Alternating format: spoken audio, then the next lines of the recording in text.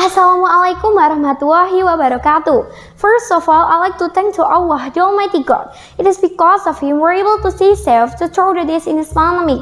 Secondly, may salat and salam always be delivered to our Prophet Muhammad SAW, who had brought us from the darkness to this bright modern era that we live in today.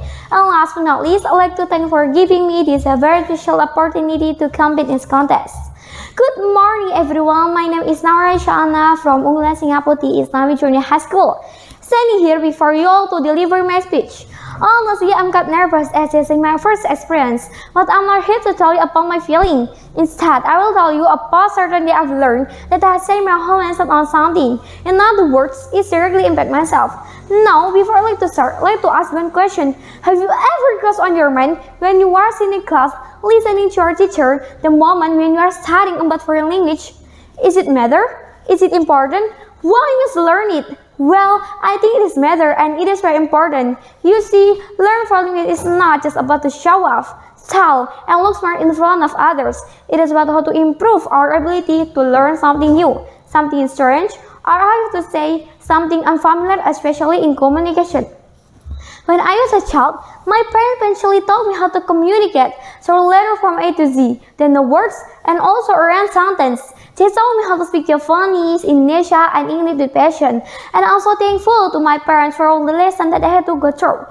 2 months ago, I asked an Indonesian ambassador for Colombia, Professor Pio Iswanto, through Google Meet about certain things for making me realize that learning foreign language is very important. He told me that this duty must consist on 5 things to do. First is representing. As an ambassador, he has to represent Indonesia for Colombia. Second is negotiating, and in negotiation activities between Indonesia and Colombia, he also involved in it. Third is promoting, to make sure that beauty of Indonesia heard by Colombian, he is the one who informed them that it has so many wonderful places.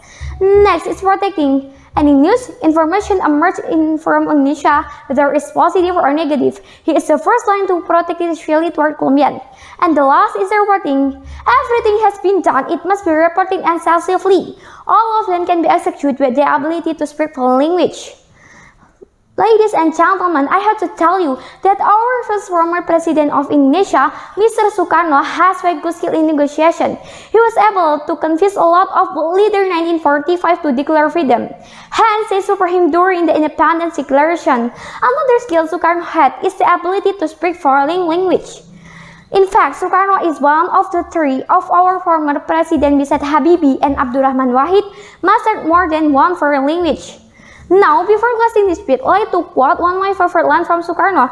If you have strong will from your heart, then the universe will stand side by side to make it happen.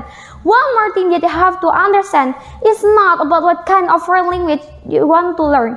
It can be English, Arabic, Korean, or even Portuguese. What matters is the language will help you to improve your knowledge and make your biggest dream come true.